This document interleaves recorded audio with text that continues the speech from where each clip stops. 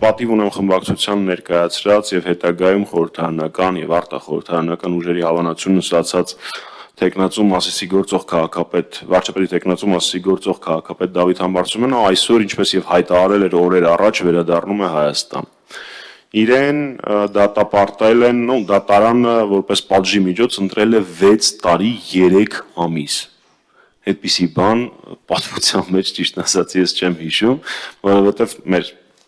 քաղաքացիների համար տեղեկացնեմ, որ եթե վճիռը լիներ 6 տարուց պակաս,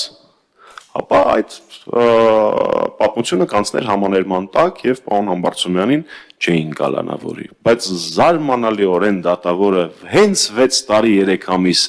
պատժի չափը ընտրեց որպես վճիռ, տեսնես ինչով է դա պայմանավորված, բոլորով միասին հետագայում կքննարկենք։ Միայն որում եւս մեկ անգամ ձեր ուշադրությունը հրավիրեմ այն փաստին, որ համաներումից օգտվելը որևէ կապ չունի մեղքը ընդունելու հետ, այդ գործով որևէ մեկը բացի Դավիթ Համբարձումյանից չի անցնում, հետաքրքիր է, չէ՞։ Գործողություն անողներ չկան, բայց գործողության կազմակերպիչ կա, դա էլ է շատ հետաքրքիր զուգադիպություն։ Ալեն Սիմոնյանն է իր Facebook-յան էջում որոշել է այսօր կիսվել Դավիթ Համբարձումյանի հարցազրույցից, իզուրակտոր է մենակ կտրել, թող ամբողջականը տեղադրեր, նաև այդ հարթակը կօգտագործեինք տարածման համար, եւ եւս մեկ անգամ ձեր ուշադրությունը հրավիրեմ, որ Ալեն Սիմոնյանը, Վահագն Ալեքսանյանը եւ մի շարք ԿՊ-ականներ այս իրադարձության համատեքստում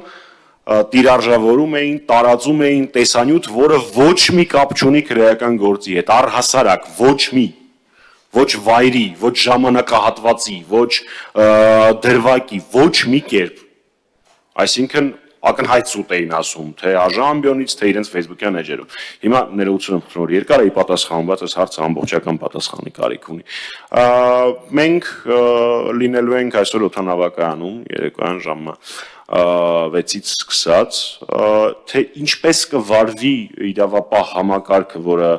այս պարագայում ծառայում է դիմախոսներին լրացնելու համար, ես չգիտեմ։ Իրավական նորմեր կան բոլոր տարբերակների համար, բայց հաշվի առնելով այն փաստը, որ նամակ է ուղարկել Դավիթ Համբարձումյանը դատարան, տեղեկացրել է, որ վերադառնում է, ոչ մի վայրկյան իր գտնվելու վայրը անհայտ չի եղել, այսինքն այդպիսի գործողություն է օդանավակայանում ձերբակալելու մասին, սա անտրամաբանական գործողություն կլինի։